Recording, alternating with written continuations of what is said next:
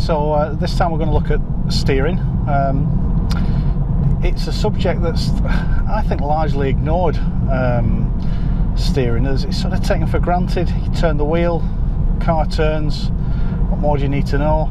There's quite a bit to it, and steering correctly is a very important way of keeping the car balanced, keeping your progress smooth,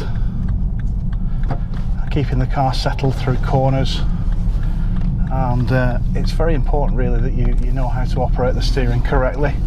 It's also a really important source of information to you as a driver. So what I'm looking for in a good driver's car is a car that gives me plenty of feedback through the steering wheel,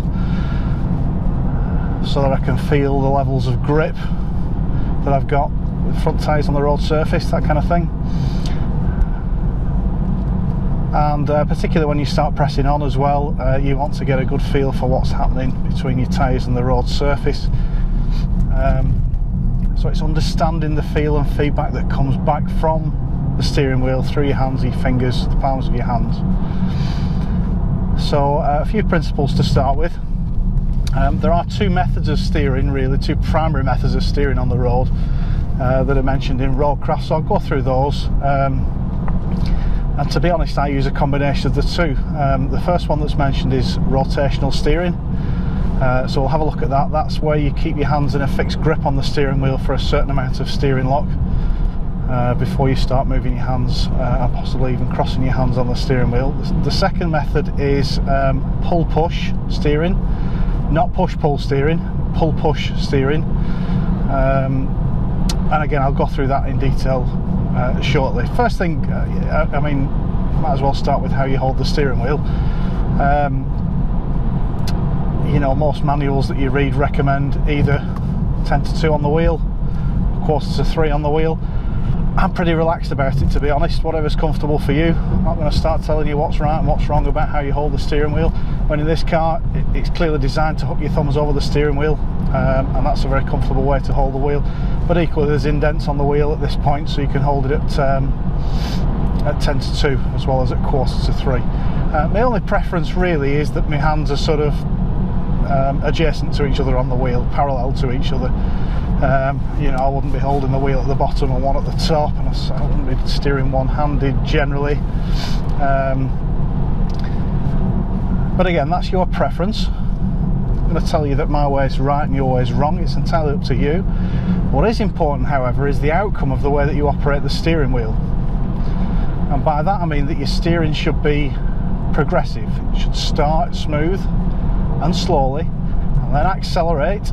This is the operation of the steering wheel, so it should start smooth, then accelerate, and then slow down again towards the end of your steering input. I like to imagine that there's a pendulum, and the fulcrum of that pendulum is right in the centre of the steering wheel there on the badge. So pendulums swing like this, and as they get to the top part of the swing, they start to slow down. And when they start falling again, they accelerate slowly at first and then speed up towards the bottom of the swing. So that's how I want you to imagine you're operating the steering wheel, like it's a pendulum. So rotational steering is entirely that. It means you keep your hands in a fixed position on the wheel and turn the wheel. My preference is that, you know, up to 45, maybe even 55 degrees of turn on the wheel without moving your hands from that fixed position is fine. If you listen to racing drivers, people who are experienced at driving on the track, they recommend that you keep a fixed grip on the steering wheel at all times. Now that's fine for racing tracks where and circuits where the corners are sort of set radius, where you're not having to apply an extra lock, where you're not having to react to other hazards that are happening in front of you, junctions, etc. You're not doing slow speed 90-degree manoeuvres and things like that. On the road, I think it's absolutely fine for probably a good percentage of the corners that you're going to encounter on the road. It's absolutely fine. Is keeping a fixed grip on the wheel. The other method of steering is pull-push. Now, on on a lot of the forums you hear reference to wheel shuffling and the wheel shufflers of the advanced motorists. There's an impression that people literally just shuffle the wheel like this all the time, and that's an advanced steering technique. I can tell you absolutely it isn't. Pull push is a method of steering that I mean, I do recommend it really, because it allows you to give that really smooth input on the steering. First of all, let's look at the difference between pull push and push pull. If you push pulling, then you start with a push. So like I'm doing there, you'll start by pushing the wheel up. Now that steering input comes from the shoulder. And what we're looking for is a more delicate steering input that comes from the forearm and the wrist. So if we're to start that steering input by pulling the steering wheel down, it's a more gentle start to the input than it is by pushing the steering wheel up. So that's why I prefer to refer to it as pull push rather than push pull. So the main thing to bear in mind with pull push is that you start your turn by moving one hand to the top or near to the top of the steering wheel, around about 12 o'clock, 1 o'clock, 11 o'clock if it's a left turn.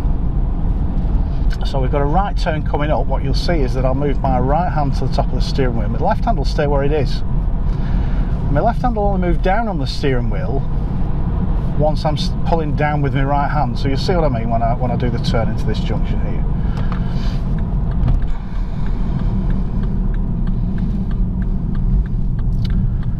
So right hand goes up, left hand follows it down.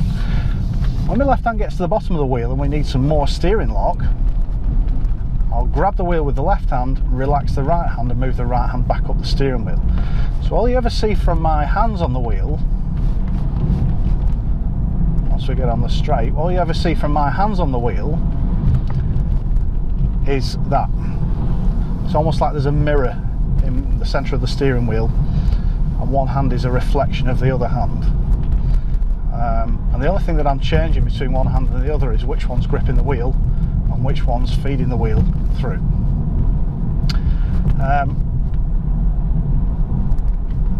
Now, if you think that's wheel shuffling, then I think you're sorely mistaken. It isn't shuffling the wheel through your hands. It's not all this kind of thing where you're looking like a learner driver. Let's just apply it to this next set of corners that's coming up. There's a couple of right hand corners, quite tight. I'm going to use pull push through those corners so that you can see how we use the technique. Of course, we'll have a systematic approach as well. So I'll be looking for information, taking from information in position towards the near side.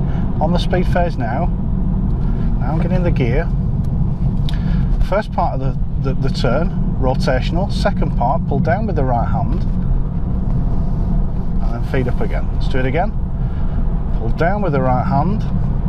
And actually the amount of lock that I'm applying there is only a small amount, so I'm not having to pull my left hand down around the wheel to mirror the right hand. So this next corner we'll go back to rotational steering.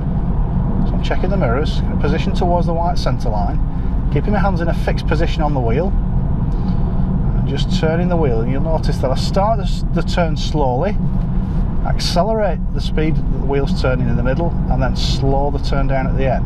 So that first gentle application of the steering just starts the change of direction. It just lets the tyres know that we're starting to move. It just starts the car settling onto its springs. Once it's started to settle on its springs, we can then accelerate, move the steering up.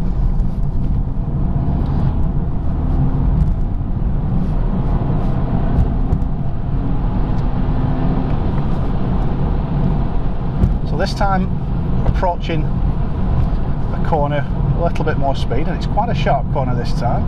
So again, a systematic approach. Might need a little bit of pull push for this one. It's quite a sharp left-hand turn. A zone of invisibility, we can't see what's beyond this crest, so I'm easing off the gas, turning in gently, a bit of rotational to start with. And for this one we're going to need plenty of brakes, braking the car down, easing off the brakes into second gear, left hand up on the wheel, pull the wheel down, and the right hand's mirroring the left hand until we straighten the lock off. Taking the lock off is exactly the opposite of what we do when we put the lock on. start taking the lock off slowly and gradually, accelerate the rate at which we're turning the wheel, and then reduce the speed at which we're taking the lock off towards the end of the turn, once we're straightening the car up again. Remember, with a lot of corners, that we're going to combine that with a press of the accelerator. So we've got a sharp right turn out of this junction here. Low speeds, it's a very nice and easy way to turn the steering wheel, turn the car by using pull push. So we'll use it out of this junction.